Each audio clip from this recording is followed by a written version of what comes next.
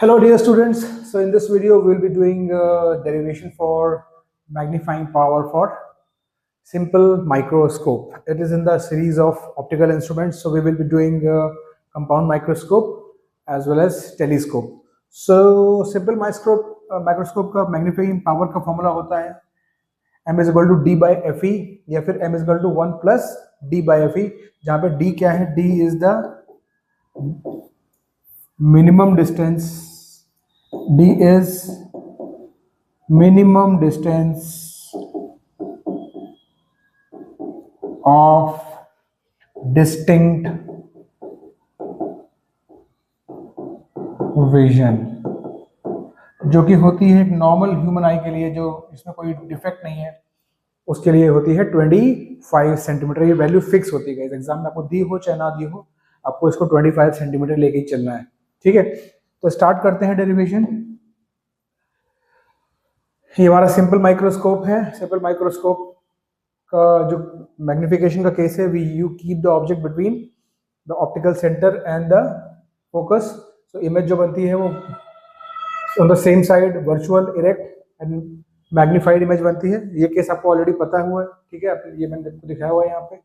ये जो डिस्टेंस है यूई है। यूई क्यों बोल रहे हैं? क्योंकि आगे जो हम पढ़ेंगे कंपाउंड माइक्रोस्कोप या फिर टेलीस्कोप, वहां पे हमेशा दो लेंस होंगे, ऑब्जेक्टिव और आईपीस। तो it's better to always remember the formulas in terms of FE UE like that. So थोड़ा कंसिस्टेंसी रहती है हमारे मेमोराइज करने में। अदरवाइज यहाँ पे सिर्फ एक ही लेंस है तो उसको हम सिर्फ यू भी बोल सकते हैं, ऐसा कुछ नहीं है। ठीक है, ओके। तो पहले हम समझ लें कि मैग्नीफाइंग पावर, देखो मैग्नीफाइंग पावर जो होती है उसका फॉर्मूला हमारे नॉर्मल लीनियर मैग्निफिकेशन से अलग होता है। लीनियर मैग्निफिकेशन का फॉर्मूला आपका होता है कि this is the height of the image divided by the height of the object, right? But that only works for one dimensional objects, right? तो अगर आपको टिपिकली हमारे ऑब्जेक्ट कैसे होते हैं, मल्टी डायमेंशनल होते हैं, तो हम लोग वहां पे फॉर्मूला थोड़ा सा अलग यूज करते हैं मैग्नीफाइंग पावर का। This is the visual angle subtended by the image, visual angle subtended by the image on the eye of course, and divided by the visual angle subtended by the object when kept at d। मतलब object को आप कितना magnify कर सकते हो without any optical instrument. किसी भी object को आप कितना मैग्नीफाई कर सकते हो बिना किसी ऑप्टिकल इंस्ट्रूमेंट के सहारे लिए हुए, आप उसको पास में ला सकते हो। कब तक? जब तक वो आपके minimum distance of distinct vision तक। आपने हाथ को अगर बड़ा करना चाहते हो तो आप पास ला सकते हो, कहाँ तक? डी तक, क्योंकि उसके बियॉन्ड अगर पास लाओगे आप तो आपका विजन ब्लर हो जाएगा। इसलिए यहां से हम डिवाइड करते हैं। ये हमारा मतलब बेसिकली स्टैंडर्ड है कि इतना ऑब्जेक्ट तो आप एनीवेज मैग्नीफाई कर सकते हो।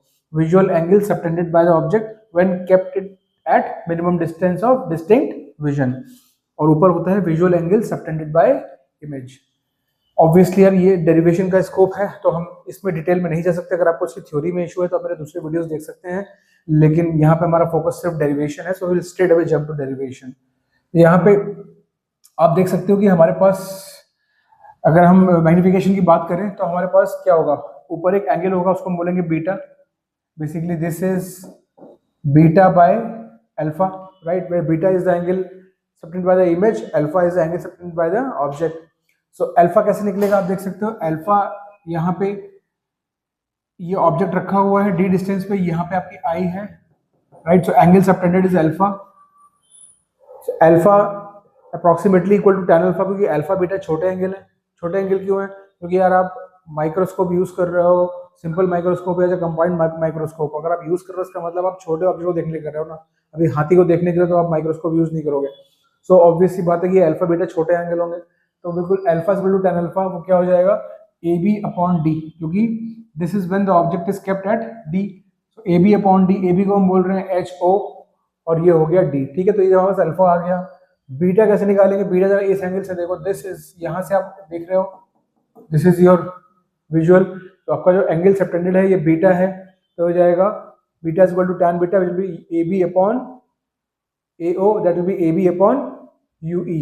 तो वही चीज लिखी है, beta is equal to tan beta which is HO upon UE, because AB वही है जो ये सेम ऑब्जेक्ट को रखा हुआ है आपने। So this is HO upon UE, very simple.